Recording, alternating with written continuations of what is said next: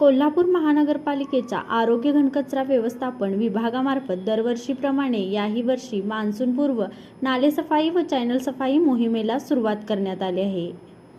शहरातील पावसाळ्यातील पाणी निचरा सुरळीत व्हावा या उद्देशाने ही मोहीम राबवण्यात येत आहे.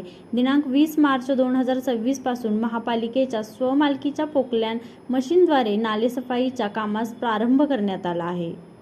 पोकलॅन मशीनच्या साहाय्याने ही कामे वेगाने सुरू असून योगेश्वरी कॉलनी व NT सरनाईक नगर परिसरातून या मोहिमेची सुरुवात करण्यात आली आहे.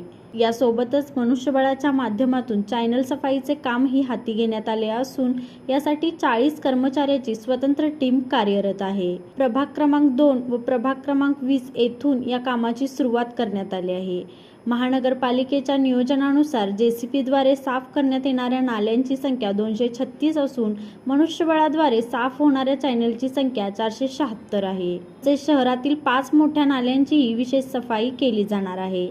सदर नाले व चॅनल सफाईची सर्व कामे दिनांक 31 मे 2026 पर्यंत पूर्ण करण्याचे उद्दिष्ट महानगरपालिकेने निश्चित केले आहे.